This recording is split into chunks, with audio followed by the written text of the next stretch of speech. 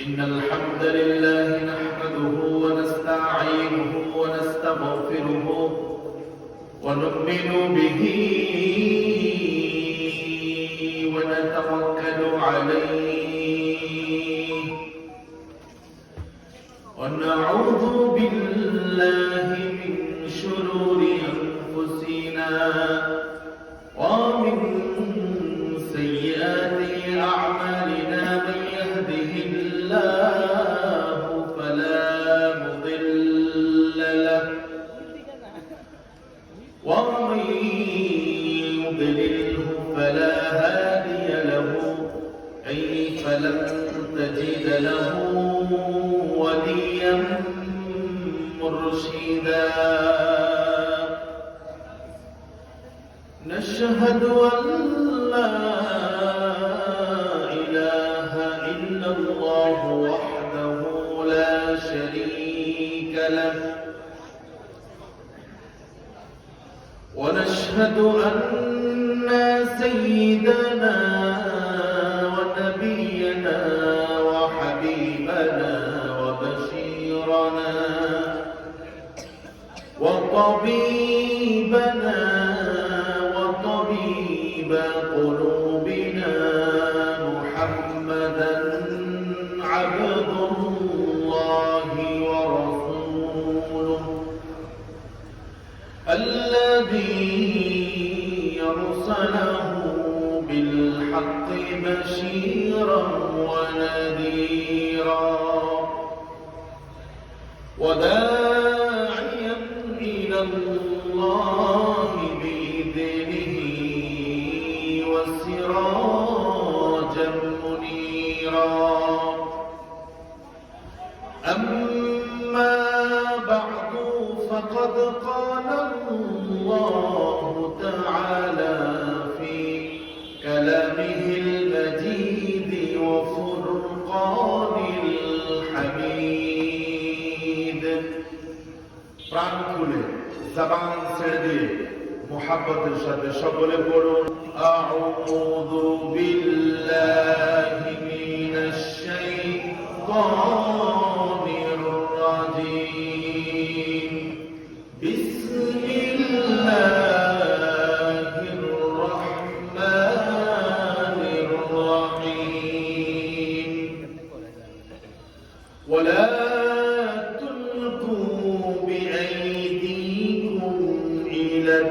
التهلكة وأحسنوا إن الله يحب المحسنين وقال تعالى في آية أخرى يا أيها الذين آمنوا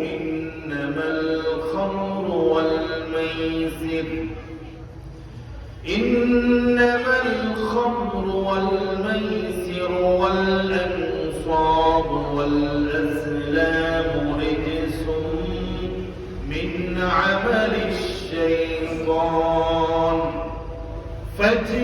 فاجتنبوه لعلكم تفلحون وقال تعالى في شان رسوله إرشادا لنا وتعليما إن الله وملائكته يصلون على النبي يا أيها الذين آمنوا صلوا عليه وسلموا تسليما اللهم صل على مولانا محمد وعلى آل سيدنا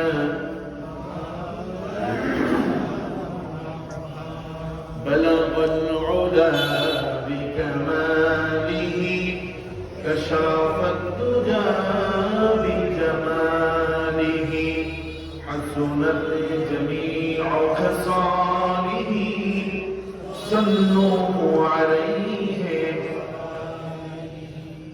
বাংলাদেশের ঐতিহ্যবাহী এবং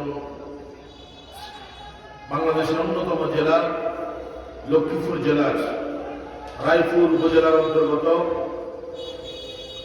পূর্ব কেরোয়া চৌকিদার বাড়ি ও পাঁচপুরি ব্যাপারী বাড়ি সংলগ্ন জামে মসজিদ কমিটি, যুব সমাজ এবং প্রবাসীদের যৌথ উদ্যোগে আয়োজিত তৃতীয় বার্ষিক তাফসীরুল কোরআন মাহফিলের স্বনামধন্য সুযোগ্য সভাপতি আমিননগর মাহমুদিয়া দাখিল মাদ্রাসার সম্মানিত সুযোগ্য সুপার, আমার অত্যন্ত প্রিয় মানুষ মাওলানা মোহাম্মদ হারুনুর রশিদ সাহেব, আমরা প্রাণ ভরে দোয়া করছি আল্লাহ পাক যেন হুজুরের হায়াতের মধ্যে বরকত দান করেন, বলেন আমিন। ইসলামী আন্দোলনের অন্যতম রাহবার হিসেবে যেন আল্লাহ কবুল করে, বলেন আমিন। আজকের মাহফিলের প্রধান তাফসীরকার হিসেবে আমন্ত্রিত হয়েছেন আমাদের সকলের প্রাণপ্রিয় আলেম, বিশিষ্ট বুজুর্গানে দ্বীন, বাংলাদেশের অন্যতম আলেম মুফতি কামাল উদ্দিন শিহাব কাসেমী সাহেব।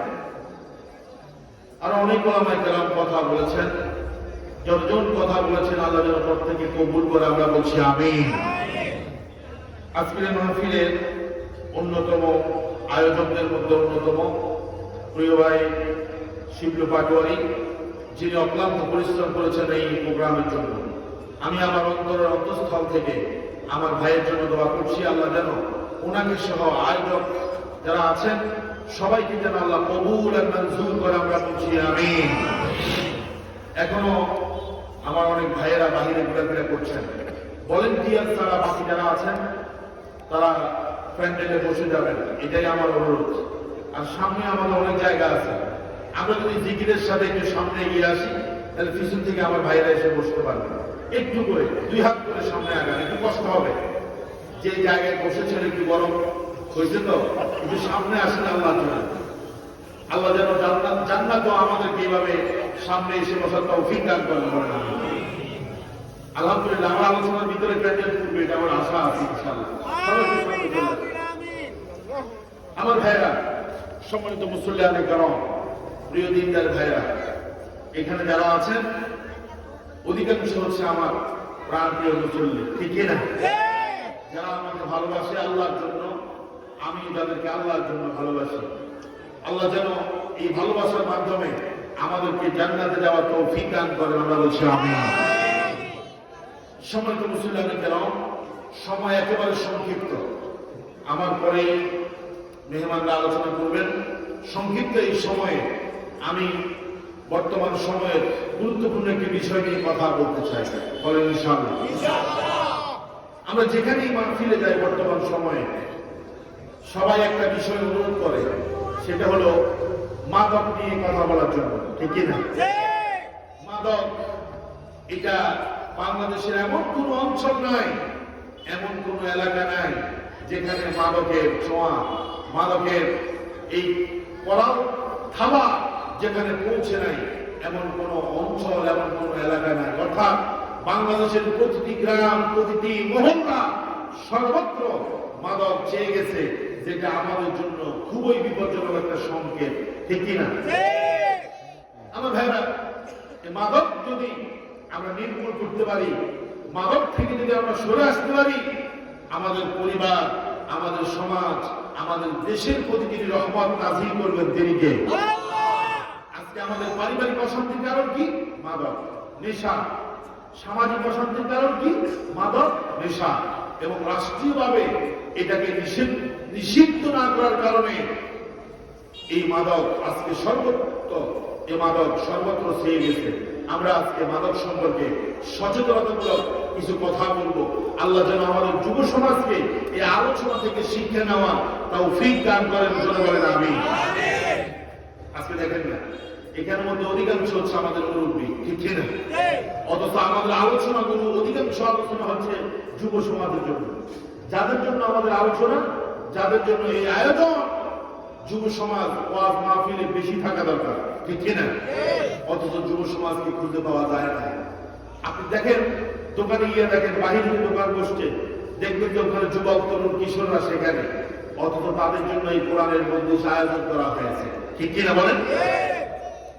আমার সম্মানিত ভাইরা, আল্লাহ তাবারাকা ওয়া তাআলা কোরআনুল কারীমের 2 নম্বর সূরা সূরা আল বাকারার ভিতরে বললেন, ওয়ালা তুলকু বিআইদিকুম ইলা তাহলুকা। আল্লাহ রাব্বুল আলামিন আমাদেরকে লক্ষ্য করে বলছেন, হে আমার গোলামেরা, হে আমার বান্দারা, তোমরা তোমাদের নিজেদেরকে ধ্বংসের দিকে নিক্ষেপ করো না। ওয়া আহসিনু, তোমরা ভালো ভালো কাজ করো। ওয়া আহসিনু, তোমরা ভালো ভালো কাজ করো, সৎকর্ম করো। ইন্নাল্লাহা ইউহিব্বুল মুহসিনিন, কারণ আল্লাহ রাব্বুল আলামিন যারা ভালো কাজ করে, সৎকর্ম করে, তাদেরকে ভালোবাসে। আল্লাহু আকবার। দেখেন, মাদক যারা সেবন করে, মাদক সেবী যারা, নিশাখোর যারা, এরা নিজেরাই নিজেদেরকে ধ্বংসের দিকে নিয়ে যাচ্ছে। ঠিক কিনা? আচ্ছা বলেন, এই পৃথিবীতে এমন কোন মানুষ কি আছে নিজের নিজে আগুনের মধ্যে নিক্ষেপ করতে পারে? আছে? যার জ্ঞান আছে ওটা চিন্তা করবে যে আমি আমার নিজের কেমনে আগুনের মধ্যে নিক্ষেপ করবো, আমি নিজকে কিভাবে শেষ করব, এটা কোনো বুদ্ধিমান লোক করতে পারে না। ঠিক কিনা বলেন? মাদক যারা সেবন করে, যারা নেশাগ্রস্ত, নেশা করে যারা, মাদক দ্রব্য সেবন করে যারা, এই মাদক দ্রব্য সেবনকারীরা তারা নিজেদেরকে নিজেরা ধ্বংসের দিকে নিয়ে যাচ্ছে। আল্লাহ রাব্বুল আলামিন আজ থেকে প্রায় 1450 বছর আগে বললেন, ইয়া আইয়ুহাল্লাযীনা আমানু ইন্নামাল খামরু ওয়াল মাইসিরু ওয়াল আনসাবু ওয়াল আজলামু রিজসুম মিন আমালিশ শাইতান। এই আয়াতের ভিতরে আল্লাহ রাব্বুল আলামিন 4টা জিনিসকে শয়তানের কাজ বলছে। কয়টা? সবাই কথা বলতে হবে। কয়টা? আরো জোরে বলেন, কয়টা? এক, মাদক। এই মাদকের মধ্যে গাঁজা আছে, ইয়াবা আছে, পেন্সিডিল আছে, অর্থাৎ নেশা জাতীয় যত জিনিস আছে সবগুলোকে মাদক বলা হয়। মাদককে আল্লাহ তাআলা শয়তানের কাজ বলেছেন। রিজসুম মিন আমালিশ শাইতান, শয়তানের কাজ বলেছেন, নোংরা কাজ বলেছেন।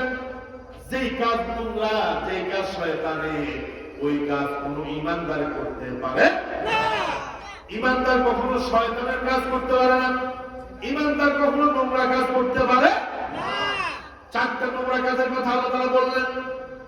1 নম্বর হলো মাদক, 2 নম্বর হলো জুয়া, 3 নম্বর হলো মূর্তি পূজা, 4 নম্বর হলো লটারি। কয়টা হয়েছে? সবাই বলেন কয়টা? আল্লাহ তাআলা নিজেই বলছে রিজসুম মিন আমালিশ শায়তান, এগুলো হলো খারাপ, এগুলো হলো শয়তানের কাজ। এবার আল্লাহ তাআলা ঈমানদারদেরকে লক্ষ্য করে বলছেন, ও ঈমানদাররা, ফাজতানিবুহু, তোমরা এই শয়তানি কর্মকাণ্ড, নিকৃষ্ট কর্মকাণ্ডগুলো থেকে তোমরা দূরে সরে আসো। কে বলছে? আল্লাহ। যেখানে আল্লাহ ডাক দিতেছেন, দেখেন একজন নেতা যদি ডাক দেয়, কত শত শত হাজার হাজার মানুষ তার ডাকে সাড়া দেয়। দেয় কিনা ভাই? দেয় কিনা? নেতার ডাকে হাজার হাজার লক্ষ লক্ষ মানুষ সাড়া দিয়ে নেতার কথা শুনে। আমার ভাইরা, পৃথিবীর কোন মানুষ আপনাকে লক্ষ্য করে বলছে না, আল্লাহ লক্ষ্য করে বলতেছে ফাজতানিবুহু, এই খারাপ কাজগুলো থেকে, শয়তানি কাজগুলো থেকে তুমি দূরে সরে আসো, দূরে থাকো। কে বলতেছে? আল্লাহ। কথাগুলো খুব মনোযোগ দিয়ে শুনবেন, টাইম কম কিন্তু কথাগুলো গুরুত্বপূর্ণ। আল্লাহ নিজেই বলছে ফাজতানিবুহু, এগুলো বাদ দাও, এগুলো থেকে তোমরা দূরে সরে আসো। আমরা বললাম আল্লাহ মদ, জুয়া, নেশা জাতীয় জিনিস থেকে যদি আমরা দূরে সরে আছি, আমরা যদি দূরে সরে আসি, আল্লাহ কি লাভ হবে? আল্লাহ রাব্বুল আলামিন বললেন, লাআল্লাকুম তুফলিহুন, তাহলে তোমরা সফলতা হয়ে যাবে। আল্লাহু আকবার। তাহলে বোঝা গেল আমরা এখনো সফল হতে পারি নাই, আমরা এখনো সফলতার শীর্ষে পুজতে পারি নাই। কারণ সফলতা তখন আসবে যখন আল্লাহর আইন মানা হবে। আল্লাহর আইন মানা ছাড়া কখনো জমিনে সফলতা আসবে না। দেখেন এই আয়াতের মাধ্যমে আল্লাহ তাআলা মদকে, জুয়াকে চিরতরে হারাম করে দিয়েছে। আল্লাহু আকবার। এবার আসেন আমাদের দেশের দিকে। আমাদের দেশের একটা সংবিধান আছে, কথা আছে না? শুধু আমাদের দেশ কেন, একটা দেশ পরিচালনা করতে হলে কনস্টিটিউশন, সংবিধান লাগে। এটা সব দেশের একটা সংবিধান আছে, আছে কিনা? আমাদের দেশেরও আছে। ডক্টর কামাল এই সংবিধানের প্রণেতা, এবং সংবিধান এই পর্যন্ত 16 থেকে 17 বার সংশোধন হয়েছে, আরো হবে। কিন্তু দেখেন মাদক নিয়ন্ত্রণ আইন করা হয়েছে। আচ্ছা, মাদক কি আল্লাহ নিয়ন্ত্রণ করতে বলছে না নিষেধ করছে? দরকার ছিল আমাদের দেশের সংবিধানের মধ্যে মাদককে নিষিদ্ধ করে দেওয়া। কেন? কেন? কারণ এটা হচ্ছে সংখ্যাগরিষ্ঠ মুসলমানের দেশ, ঠিক কিনা? আমরা কথায় কথায় বুক ফুলে বলি 92% মুসলমানের দেশ। আসলে এটা আমরা নামটা অস্ত মুসলমান, আদমশুমারির মধ্যে মুসলমানের হিসাবে আমরা 92% আছি। আসলে কিন্তু আল্লাহর খাতায় আমরা 92% মুসলমান এখনো হতে পারি নাই, ঠিক কিনা? যদি 92% মুসলমান আমরা হতাম, তাহলে আমার দেশের যে সংবিধান আছে, এই সংবিধানের মধ্যে একটা অনুচ্ছেদ থাকতো যে মাদক দ্রব্য নিষিদ্ধ। নিয়ন্ত্রণ না, আল্লাহ বলছে নিষিদ্ধ, ঠিক কিনা? যতদিন পর্যন্ত মাদককে নিষেধ করতে না পারবেন, রাষ্ট্রীয়ভাবে নিষিদ্ধ না হবে, ওয়াজ মাহফিল করে কয়েকজন হয়তো হেদায়েত হবে, কিন্তু সমাজ থেকে, রাষ্ট্র থেকে, মহল্লা থেকে মাদককে চিরতরে দূর করা কখনো সম্ভব হবে না, ঠিক কিনা ভাই? আমার সম্মান হয়, আল্লাহ রাব্বুল আলামিন কেন মাদককে নিষিদ্ধ করেন? কারণ এটা ক্ষতি। বলেন এটা কি ক্ষতি? যেটা ক্ষতি সেটা আল্লাহ তাআলা কোরআনে নিষেধ করে দিয়েছেন, আর যেটা বান্দার জন্য উপকারী আল্লাহ তাআলা সেটা করতে বলেছেন। আফসোসের বিষয় হলো কোনটা ভালো কোনটা মন্দ আমরা বোঝার চেষ্টা করি না, ঠিক কিনা বলেন? বুঝো না বুঝার বান করি, বুঝো না বুঝার বান করি। আমার রব বলেছে এখান থেকে দূরে থাকো, যে দূরে থাকবে না বুঝতে হবে তার ভিতরে ইমানের ঘাটতি আছে, ঠিক কিনা বলেন? আমরা মাহফিলে জোর গলায় বলি, কারণ আমার আল্লাহ নিষেধ করেছেন। আমার আল্লাহ যেটা নিষেধ করে কোন মুসলমান সেটার দ্বারা কাজ হওয়া যেতে পারে না। আল্লাহ পাক বলেন মাদক কেন আমি নিষেধ করলাম শুনো, জুয়া কেন নিষেধ করলাম? ইন্নামা ইউরিদু শাইতানু আন ইউকিআ বাইনাকুমুল আদাওয়াতা ওয়াল বাগদাআ ফিল খামরি ওয়াল মাইসির। আমার আল্লাহ পাক বললেন শুনো শুনো আমার গোলামেরা, ইমানদাররা শুনো, মাদককে কেন নিষিদ্ধ করলাম শুনো। ইন্নামা নিশ্চয়ই ইউরিদু শাইতান, তোমাদের শত্রু শয়তান। শত্রু কি? আমাদের শত্রুকে ইন্নামা ইউরিদু শাইতান, নিশ্চয়ই শয়তান চায়। কে চায়? শয়তান। এখানে ইউরিদু শব্দ ব্যবহার করা হয়েছে, যারা আলেম তারা বুঝবে। শয়তান চায়, এটা প্রেজেন্ট ফিউচার, বর্তমানেও চায়, ভবিষ্যতেও চাইবে। ইন্নামা নিশ্চয়ই ইউরিদু শাইতান, শয়তান চায় আইয়ুকিআ বাইনাকুমুল আদাওয়াতা ওয়াল বাগদা, তোমাদের মধ্যে শত্রুতা, বিদ্বেষ, হানাহানি, মারামারি, অশান্তি সৃষ্টি করতে চায়। কে? দূর করেন না কে? যারা বলবো না বুঝবো তো ওদের বন্ধু শয়তান। আশা করি আলহামদুলিল্লাহ আমার সাথে যারা আছে এখানে সবাই ইমান করে। আল্লাহু আকবার। আমি আপনাদের প্রতীক হিসেবে মাঝে মধ্যে একটু দুষ্টামি করবো আর কি, মন কষ্ট নেওয়া যাবে আমার ভাইরা। আল্লাহ তাআলা নিজেই বলতেছে শয়তান চায়, কি চায়? মাদক এবং জুয়ার মাধ্যমে, মদ এবং জুয়ার মাধ্যমে, নেশা জাতীয় এবং নেশা জাতীয় জিনিস এবং জুয়ার মাধ্যমে শয়তান চায় তোমাদের মধ্যে একটা বন্ধুত্ব নষ্ট করতে, তোমাদের মধ্যে শত্রুতা তৈরি করতে, বিদ্বেষ তৈরি করতে, হানাহানি মারামারি এগুলো তৈরি করতে চায় শয়তান দুইটা জিনিসের মাধ্যমে। একটা হলো মাদক দ্রব্য, আরেকটা হলো জুয়া। ঠিক কিনা? কেমনি করে আমি আপনাদেরকে বলি। ধরেন একজন মাদক সেবন করছে, করে মাতাল হয়ে গেছে, হ্যাঁ মাতাল হয়ে মাথা খারাপ হয়ে গেছে, একজনের মাথার মধ্যে বাড়ি মারছে, কথা হয় না। এখন ওই লোকের মাথা পাখি রক্ত বাইরে, ওই লোকটা হাসপাতালে চলে গেছে। আচ্ছা বলো শত্রুতা তৈরি হয়েছে কিনা? জুয়া খেলছে 4 জন মিলে, কয়জন? 2 জন পাইছে, 2 জন পায় নাই, অথবা 3 জন পাইছে, 1 জন পায় নাই, অথবা 3 জন পায় নাই, 1 জন পাইছে। ঠিক কিনা? জুয়া খেলে কিন্তু সবাই টাকা পায় না, পায়। এখন 3 জন পায় নাই, 1 জন পাইছে, ওই 3 জন চিন্তা করবে এরে কেমনে ঠিক কিনা?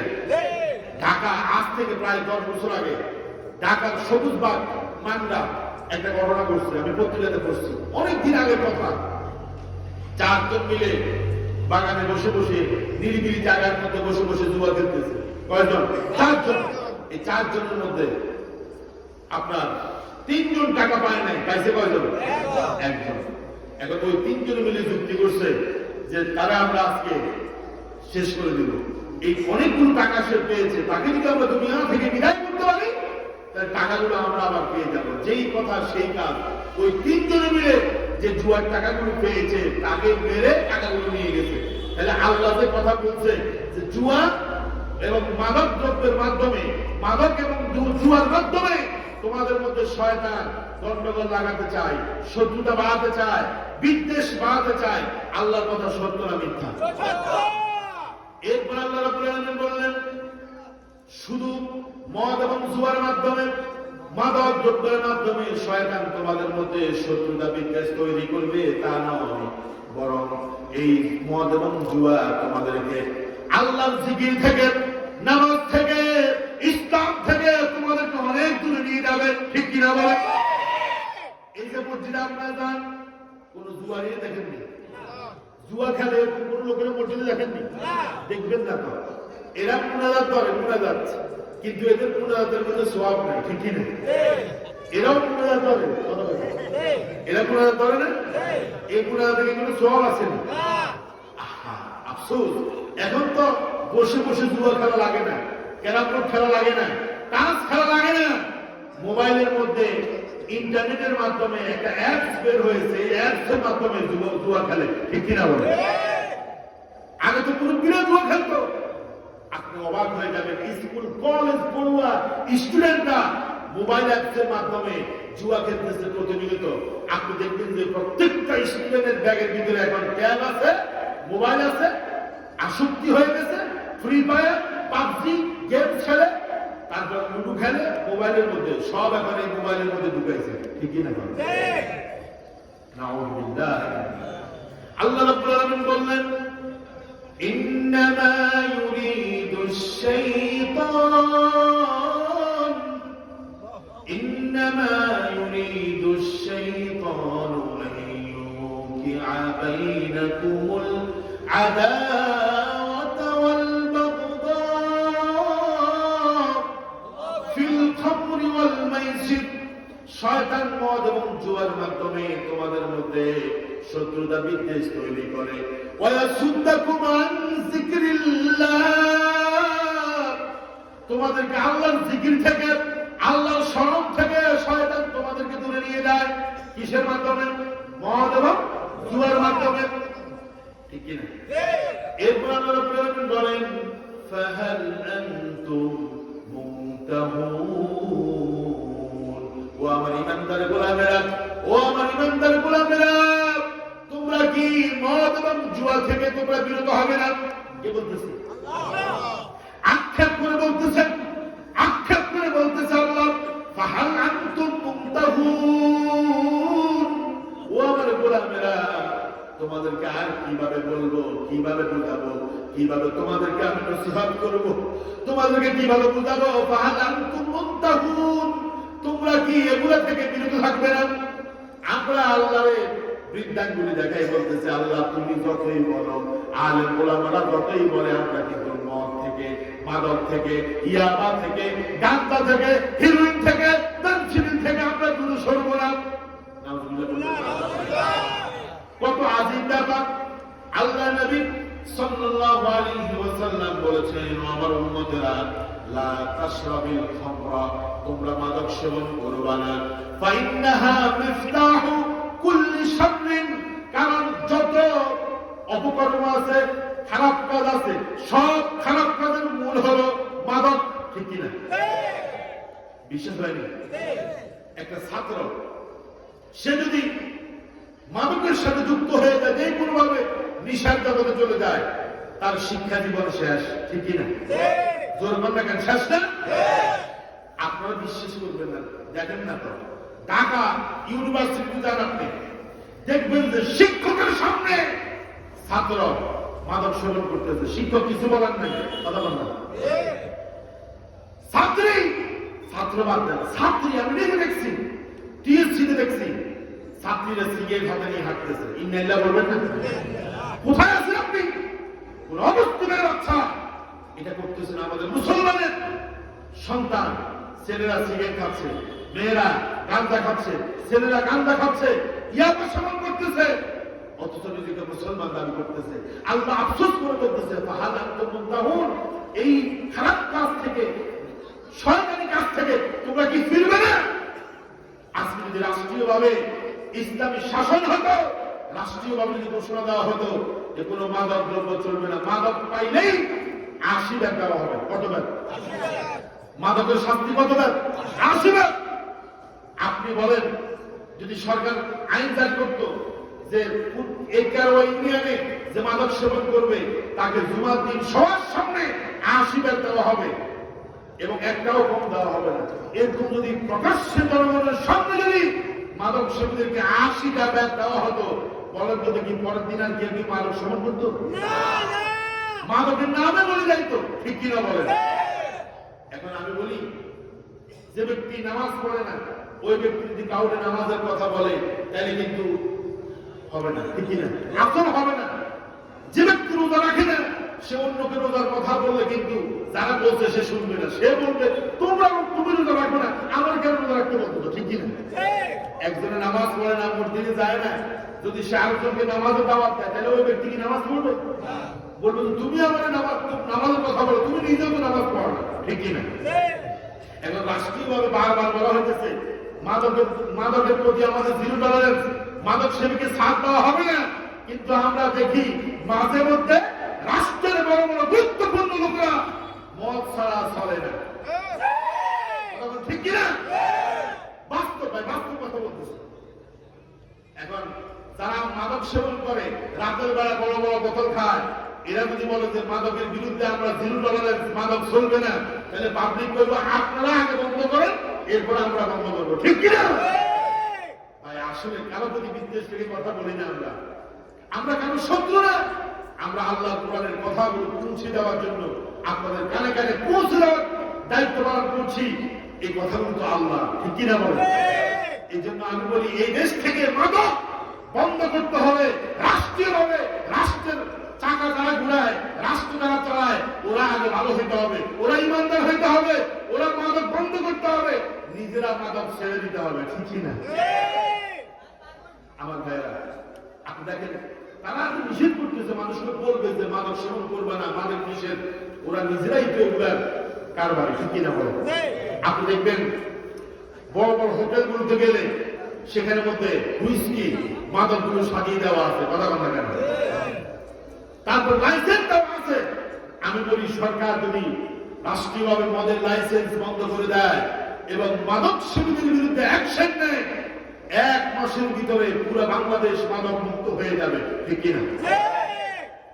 যত অন্যায় কাজ আছে, সব অন্যায় কাজের মূল হলো মাদক। আপনি বিশ্বাস করেন না করেন, গত কয়েকদিন আগে এক চোরকে ধরলো, ধরার পর জিজ্ঞাসা করলো, এই তুমি চুরি করছো কেন?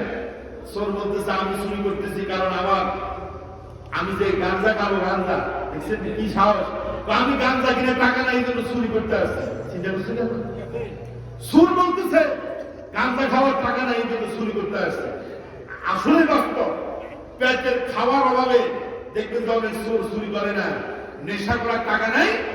নেশা এমন এক জিনিস, নেশা এমন এক জিনিস, যারা নেশাখোর একদিন যদি তারা নেশা না করে, নেশা জাতীয় জিনিস যেগুলো আছে এগুলো তারা সেবন না করে, তাহলে তাদের অবস্থাই খারাপ, ঠিক কিনা বলে?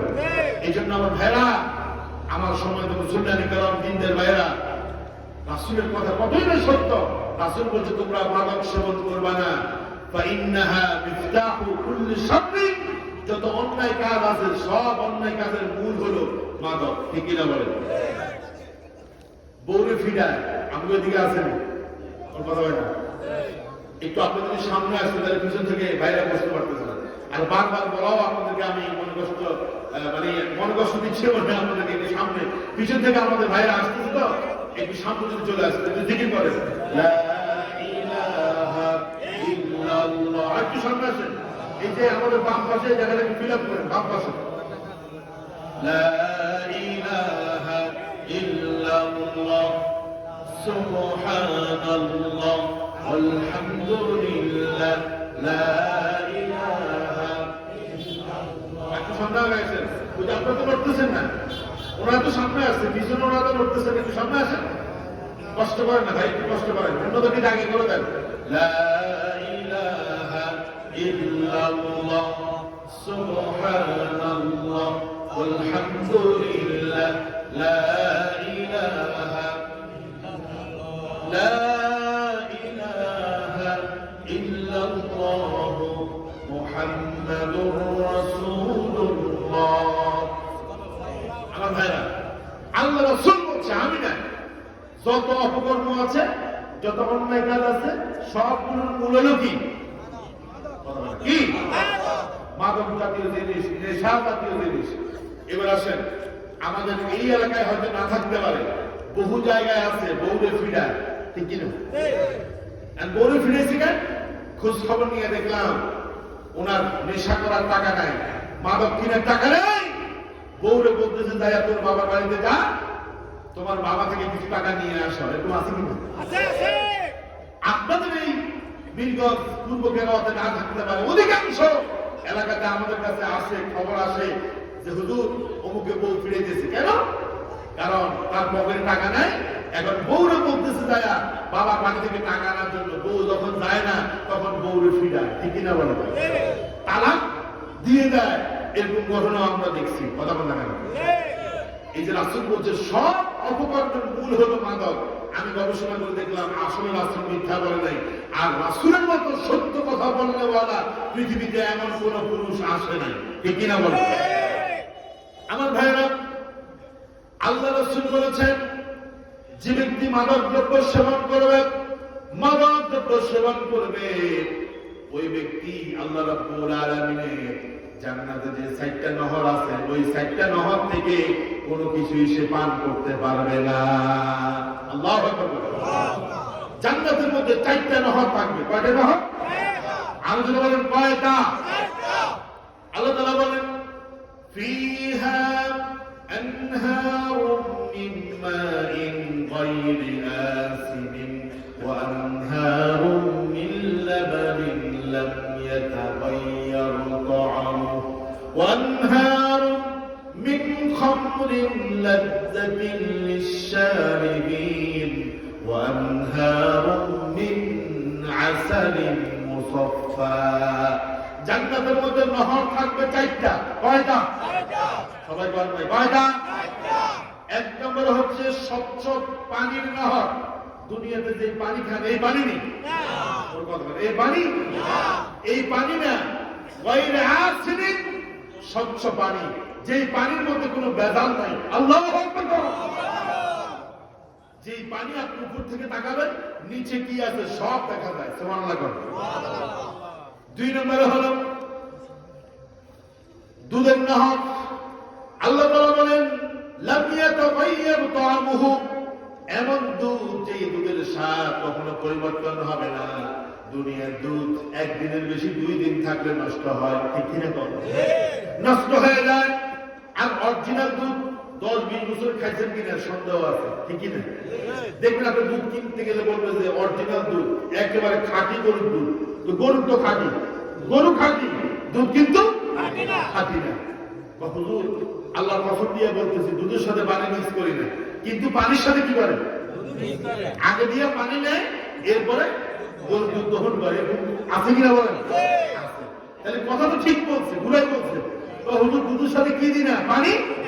ওই যে পানির সাথে দুধ দেয়, এরকম পাবলিক আমাদের বিদ্যালয় আছে, ঠিক কিনা? থাকতে পারে, বহু জায়গায় আছে। আল্লাহ তাআলা বলে যারা দুনিয়াতে মাদক সেবন করবে না তাদের জন্য পরকালে কয়টা নহর? এক নম্বর হচ্ছে স্বচ্ছ পানির নহর। কোন কোন মুফাসসির বলেছে তার মানে হচ্ছে হাউজে কাউসারের পানি। আল্লাহু আকবার।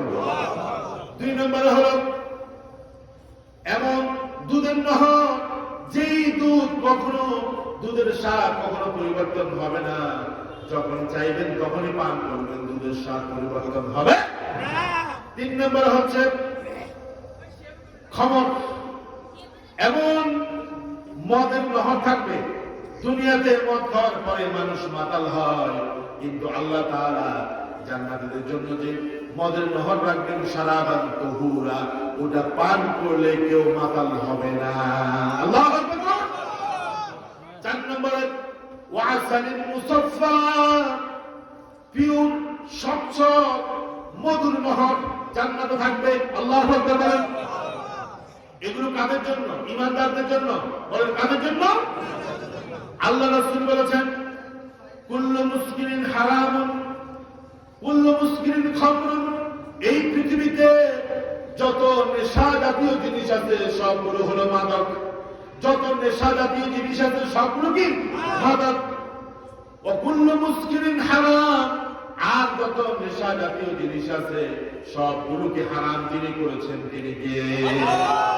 আল্লাহ রাসূল বলেন ওমান শারাবাল খামরা ফিদ দুনিয়া, যে ব্যক্তি দুনিয়ার মাদক সেবন করবে, মাদক সেবন করবে, ফামাতা, এই মাদক সেবন করে সে মারা যাবে। ওয়া হুয়া ইউমিনুহা লাম ইয়াতুব, মাদক সেবন করেছে, মাদকের সাথে সম্পর্ক ছিল, এই মাদক সেবন করতে করতে দুনিয়া থেকে চলে গেছে, মরে গেছে, কিন্তু তওবা করতে পারে নাই, তওবা করে দুনিয়া থেকে যেতে পারে নাই। আল্লাহ রাসূল বলেন লাম ইয়াশরাবহা ফিল আখিরাহ, আখিরাতে ওই 4টা নহর থেকে সে কিছুই পান করতে পারবে না। নাউযুবিল্লাহ। এজন্য এখানে আমার প্রিয় মুসলিম যারা আছেন, আল্লাহর গোলাম যারা আছেন, নেককার বান্দা যারা আছেন, আপনারা মাদক সেবন করেন না, কিন্তু আপনার আশপাশে মাদক সেবী আছে কিনা? ভাই সবাইকে কথা বলেন, আমার সময় কিন্তু কম। আমাদের আশপাশে মাদক সেবী আছে কিনা? আপনারা বলবেন যে আমরা যদি বাধা দেই তাহলে তো বিপদ আমগো আসবে। কথা বলেন, বিপদ আমাদের আসবে। আমি বলি না আপনি একা বাধা দেওয়া দরকার নাই। আপনার সমাজে 10 জন মাদক সেবী আছে, আবার ভালো মানুষ আছে হাজার হাজার, ঠিক কিনা? মাদক সেবী কয়জন? আর কথা বলেন কয়জন? ধরেন 20 জন, আর এলাকা থেকে 20 জন মানুষ আছে না আরো বেশি আছে? কথা বলেন না কেন? আছে না? ঐক্যবদ্ধ প্রচেষ্টার মাধ্যমে মাদক নিয়ন্ত্রণ সম্ভব। এই এলাকার বেশি না 100 তরুণ বাংলা যুবক মুসল্লি, যারা দায়ী মুসল্লি, ওরা যদি একত্রিত হয় আর একত্রিত হয়ে যদি তারা বলে আমাদের এই সমাজে কারা কারা মাদক সেবন করে, ওদের তালিকা করো, তালিকা করে এদেরকে কিভাবে মাদক থেকে দূরে সরানো যায় প্রথমে এদেরকে বুঝাইতে হবে। কি করতে হবে? ধরেই ধরবে মারবে, এটা করা যাবে না। আল্লাহ রাসূলের সুন্নাত ছিল আল্লাহ রাসূল প্রথমে বুঝাতেন। প্রথমে কি বুঝাতেন? কারণ হচ্ছে এরা তো হেদায়েত পায় নাই, এদের কপালে হেদায়েত নাই। প্রথমে এদেরকে অ্যাকোমোডেশন করতে হবে, বুঝাতে হবে, মোটিভেট করতে হবে।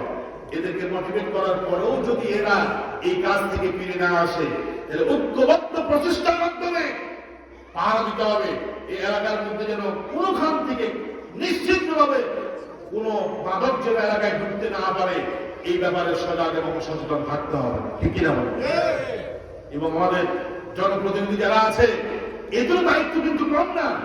জনপ্রতিনিধি যদি চেষ্টা করে যে আমার সমাজের মধ্যে একটা ইয়াবা যেন ঢুকতে না পারে, এক বিন্দু পরিমাণ গাঁজা যেন এই এলাকায় ঢুকতে না পারে, ইউনিয়ন চেয়ারম্যান, মেম্বার, চৌকিদার যারা আছে এরাও যদি সঠিকভাবে প্রফিট দায়িত্ব পালন করে, আমি তো মনে করি চতুর্দিক থেকে যখন প্রতিরোধ হবে, সচেতনতা বাড়বে, ইনশাআল্লাহ এলাকাগুলো মাদক মুক্ত হয়ে যাবে। ঠিক কিনা বলেন?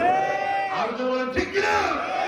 পূর্ব কেরালা তাওহীদি জনতাকে আজকে আমি যে মেসেজ দিতে চাই, আমরা এখান থেকে শুরু করি, আমরা আমাদের এলাকায় কোনো মাদক ঢুকতে দেব না। বলেন ইনশাআল্লাহ।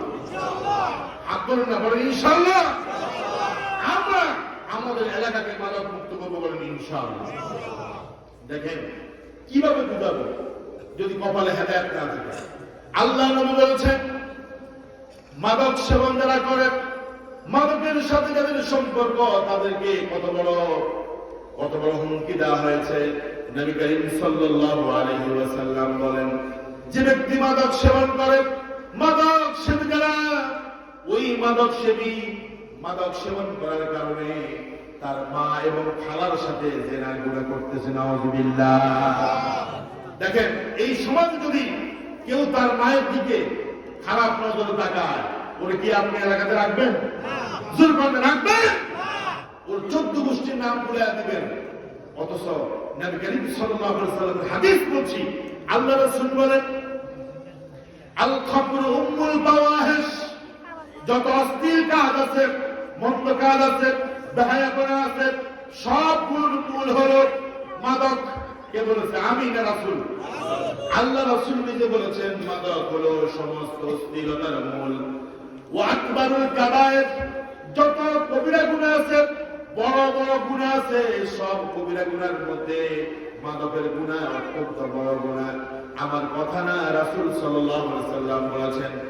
এবার আল্লাহ রাসূল বলেন, ওয়ামান শারাবাল খামরা, যে ব্যক্তি মাদক সেবন করে, মাদক দ্রব্য সেবন করে, আল্লাহ রাসূল বলেন, ওয়া ওয়াকাআ আলা উম্মিহি ওয়া খালাতিহি, সে যেন তার মায়ের সাথে এবং তার খালার সাথে জিনা করলো। নাউযুবিল্লাহ বলবেন না? ইন্নালিল্লাহ। দুই দিন ধরে নাউযুবিল্লাহ বলছে, এত আস্তে নাউযুবিল্লাহ। আর বলুন নাউযুবিল্লাহ। কত বড় মারাত্মক কথা। এই সমাজে মাদক সেবী যারা আছে, আমি তো মনে করি এই সমাজে মনে হয় মাদক সেবী আছে। আছে?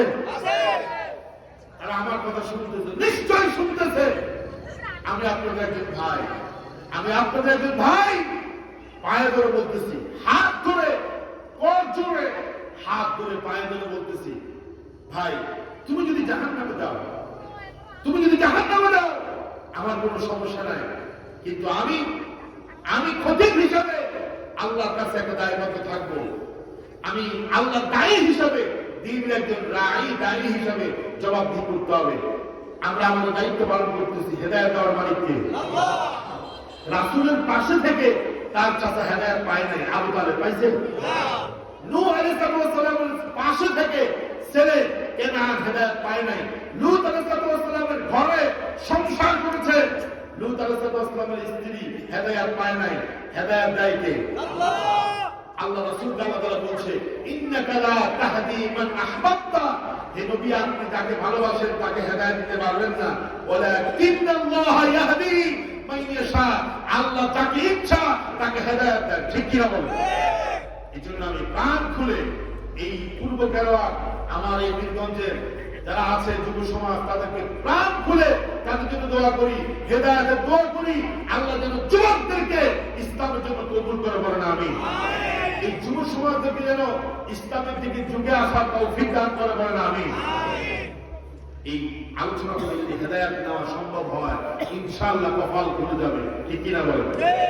দেখেন আল্লাহ তাআলা ধরেই কিন্তু মদ নিষেধ করেন নাই, কারণ মদ এক সময় হালাল ছিল। কি ছিল? কথা বলেন, কি ছিল? ওমর রাদিয়াল্লাহু তাআলা আনহুর নাম শুনছেন না? তিনি আল্লাহর কাছে দোয়া করেছেন। কি দোয়া? আল্লাহুম্মা বাইয়িন লানা ফিল খামরি বায়ানান। আল্লাহ, মাদক সেবন করে তো অধিকাংশ মানুষ খারাপ হয়ে যাচ্ছে, নেশার দিকে চলে যাচ্ছে। ওমর রাদিয়াল্লাহু তাআলা আল্লাহর কাছে দোয়া করতেছেন, আল্লাহুম্মা বাইয়িন ফিল খামরি বায়ানান। আল্লাহ, মদ সম্পর্কে আপনি স্পষ্ট করে কিছু বিধান নাযিল করেন, কারণ মানুষরা মদ পান করে করে ইসলাম থেকে দূরে সরে যাচ্ছে, নেশাগ্রস্ত হয়ে যাচ্ছে। ওমর রাদিয়াল্লাহু তাআলা আনহুর দোয়ার বরকতে আল্লাহর কোরআনে অনেক আয়াত নাযিল করেছে। আল্লাহু আকবার। এখন দোয়াটা করছে কি ওমর, যে ওমর রাদিয়াল্লাহু তাআলা আনহু ইসলামের শত্রু ছিল, হেদায়েত দিছে কে? আল্লাহ। ওই ওমর রাদিয়াল্লাহু তাআলাকে আল্লাহ হেদায়েত দিছে এবং ইসলাম গ্রহণ করার পরে তার দোয়ার বরকতে আল্লাহ সরাসরি আয়াত নাযিল করেছে। আল্লাহু আকবার। আমরা মনে করি আজকে অমুক যুবক খারাপ, সে মা বাবা এবং নেশায় আসক্ত, সে জুয়াতে আসক্ত। আল্লাহ যদি ওমরের মধ্যে হেদায়েত দেয়, আমি আপনি কি ধরে রাখতে পারবো? পারবো না ভাই। হেদায়েত কার হাতে? ওমর রাদিয়াল্লাহু তাআলা দোয়া করার কারণে আল্লাহ তাবারাকা ওয়া তাআলা জিবরাইল আলাইহিস সালামকে ওহী নিয়ে পাঠিয়ে দিলেন। জিবরাইল ওহী নিয়ে আসলো রাসূলের কাছে, ইয়াসআলুনাকা আনিল খামরি ওয়াল মাইসির। জিবরাইল ওহী নিয়ে আসলো, ও নবী আপনাকে মানুষরা জিজ্ঞাসা করবেন ফিল খামরি ওয়াল মাইসির, মদ এবং জুয়া সম্পর্কে মানুষ আপনাকে জিজ্ঞাসা করবে। কুল ফীহিমা ইসমুন কাবীরুন ওয়া মানাফিউ লিন-নাস, ও নবী আপনি বলেন মদ এবং জুয়া এই দুইটা মারাত্মক ধরনের গুনাহ, বড় ধরনের গুনাহ। আল্লাহু আকবার। ওয়া ইসমুহুমা আকবারু মিন নাফিহিমা, আল্লাহ বলে কিছু উপকার আছে, কিছু উপকার হলো হয়তো কিছু সাময়িক টাকা পাওয়া যায়। মদ খেলে শরীরের মধ্যে কিছু শক্তি আসে, মদ বিক্রি করলে, গাঁজা বিক্রি করলে, ইয়াবা বিক্রি করলে কিছু টাকা পাওয়া যায়। ঠিক কিনা বলেন? কথা বলেন ঠিক না? মাদক সেবন করলে শরীরের মধ্যে একটু আসে, শক্তি আসে। জুয়া খেললে কিছু টাকা পাওয়া যায়, সাময়িক উপকার। হুজুর চলে আসছে, আমি ইনশাআল্লাহ শেষ করে দিচ্ছি। সময় আমি আগে বলছি একেবারে কম। আমার ভাইরা, আল্লাহ পাক বলছে যে মদ এবং জুয়ার মাধ্যমে কিছু উপকার পাওয়া যায়, তবে এই উপকার সাময়িক। উপকারটা কি? সাময়িক। ওয়া ইসমুহুমা আকবারু মিন নাফিহিমা, কিন্তু উপকারের চাইতে ক্ষতিটা বেশি। কে বলতেছে? আল্লাহ। আমার রব আল্লাহ বলছে উপকারের চাইতে ক্ষতি বেশি। এখন আমরা কি আল্লাহ চাইতে বেশি বুঝি? না। আমরা কই না আল্লাহ আপনার মতো বেশি বুঝেন না, আমরা কই না আমরা বেশি বুঝি। আল্লাহ ক্ষতি বেশি, আমরা কই না উপকার বেশি। এই জন্য মুসলমান হিসাবে কোন যুবক তরুণ মাদকের সাথে সম্পৃক্ত হতে পারে না। ঠিক কিনা? এরপর আল্লাহ পরবর্তী আয়াত নাযিল করছেন যে লা তাকরাবুস সালাতা ওয়া আনতুম সুকারা, তোমরা মাদক সেবন অবস্থায়, নেশাগ্রস্ত অবস্থায় তোমরা নামাজের কাছে দাঁড়াও যেও না। তার মানে বোঝা গেল মাদক সেবী যারা তারা নামাজের কাছে দাঁড়াও আসে না। ঠিক কিনা? চূড়ান্তভাবে সূরা মায়েদার ৯০ নম্বর আয়াত নাযিল হয়ে মাদক নিষিদ্ধ করেছে। যেদিন মাদক নিষিদ্ধ হয়েছে, মক্কার অলিতে, মদিনার অলিতে গলিতে বন্যা হয়ে গেছে মদের। কারণ নিষেধ করছে কি? আল্লাহ। এই জন্য আমি আজকে এই সমবেত মুসল্লি, আমার পরিজাত মুসল্লি এবং যুব সমাজ যারা এখানে আছে, ওয়াদা নিতে চাই, আমরা একটু হাত তুলি, বলেন ইনশাআল্লাহ এই সমাজে মাদক, জুয়া, গান বাজনা, কোন অন্যায় কাজ আমরা করব না এবং এই সমাজে এগুলো হতে দেব না। তিনবার বলেন, এগুলো হতে দেব না। লিল্লাহে তাকবীর, লিল্লাহে তাকবীর। আল্লাহ যেন আমাদের যুব সমাজকে হেদায়েত দান করে, বলেন আমিন। আল্লাহ যেন তাদেরকে খালেদ বিন ওমর বিন খাত্তাব, উসামা ইবনে যায়েদের মতো কবুল করে, বলেন আমিন। এই সমাজটাকে আমরা সবাই যেন কোরআন দিয়ে সাজাতে পারি, এই দেশকে কোরআনের আলোতে যেন আমরা আলোকিত করতে পারি, ইসলামী নেতৃত্ব দিয়ে এই দেশটাকে যেন আমরা খোলাফায়ে রাশিদিনের সেই সোনালী যুগকে ফিরিয়ে আনতে পারি। আল্লাহ তাআলা সেই তৌফিক আমাদেরকে দান করুন, আমিন। কারণ ইসলামী রাষ্ট্র ব্যবস্থা ছাড়া অন্যায় অপরাধ পরিপূর্ণভাবে দূর করা সম্ভব না। ঠিক কি না? আল্লাহ কবুল করেন, বলেন আমিন। আর যদি বলেন আমিন। ওয়া আখির দাওয়ানা আলহামদুলিল্লাহি রাব্বিল আলামিন। আসসালামু